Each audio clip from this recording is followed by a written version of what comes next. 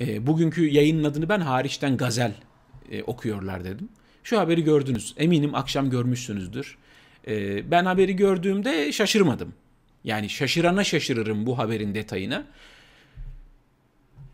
Uygur Türklerine yapılan zulümle alakalı, baskıyla alakalı Çin'e 39 ülke bu baskıyı bitirmesi, bu zulmü bitirmesi yönünde imza atmışlar ve bir çağrıda bulunmuşlar.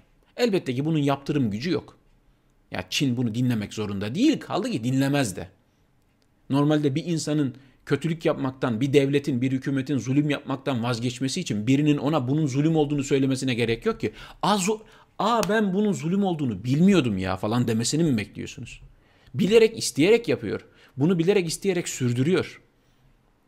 Tabii bu 39 ülkenin içerisinde Çin'e zulmü durdur, bu soykırım girişiminden vazgeç çağrısı yapan 39 ülkenin içerisinde Türkiye yok. Türkiye'nin imzası yok.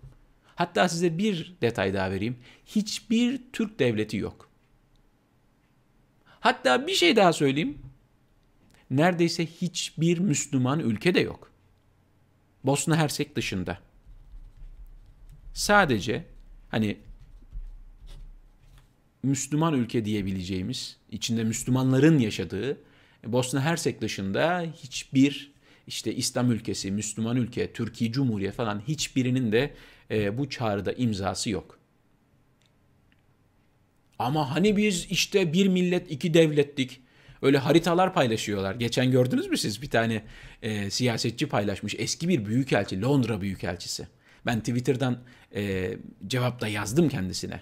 İşte diyor ki işte işte Edirne'den bilmem işte Çin'e kadar, Türkiye'den Çin'e kadar Türkçe konuşarak gidebilirsiniz. Bir harita paylaşmış.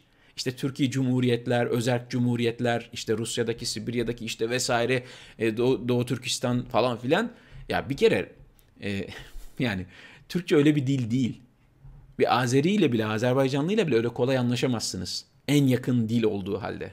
Kazakistan, Türkmenistan, Özbekistan, Kırgızistan, kusura bakmayın yani öyle İstanbul Türkçesi konuşarak siz Türkiye'nin içinde bile birçok insanla anlaşamayabilirsiniz zaten. Lehçe diye, şive diye bir şey var, ağız diye bir şey var falan filan. Bunu bir kenara bırakıyorum, bu fantastik işte pembe tabloları. Siz zulüm gören, Doğu Türkistan'da zulüm gören insanlara en azından diplomatik bir dille olsa bile, savaş açın falan demiyoruz ha bu arada. Diplomasiyi kullanın. Diplomasiyi kullanın ya. Sıkıştırın. Bir şey yapın. O kadar Müslüman ülke, o kadar Türkiye Cumhuriyet, birinin bile imzası yok sevgili izleyenler. Bu 39 ülkenin içinde bir tanesi bile yok. Yani. Ama işte mazlumların umudu, ümmetin umudu, dünyadaki bütün mazlumların umudu. Norveçli mazlumlar da ondan hani yani. Peki sebep ne? Sebep çok basit sevgili izleyenler. Sebep ekonomik olarak rezil durumda olduğumuz için, paramızın hiçbir değeri ve kıymeti olmadığı için, döküldüğümüz için Çin'e muhtacız. Çin'e hiçbir şey diyemiyoruz. Bu kadar basit. Bu kadar basit. Bunun üzerinde siyasi falan filan değerlendirme yapmaya gerek yok. Her şey para, her şey maddiyat, her şey güç. Bundan ibaret. Bugün Çin'e muhtaç olmasak Uygurlar konusunda ya da Uygurlara sahip çıkmanın Türkiye'de oy getireceğini, kendilerini güçlendireceğini bilsinler. Böyle bir şeyin ipucunu alsınlar. Böyle bir anket falan bir ipucu alsınlar. Sizden bizden daha şey olurlar. Meydanlarda falan. Tabii.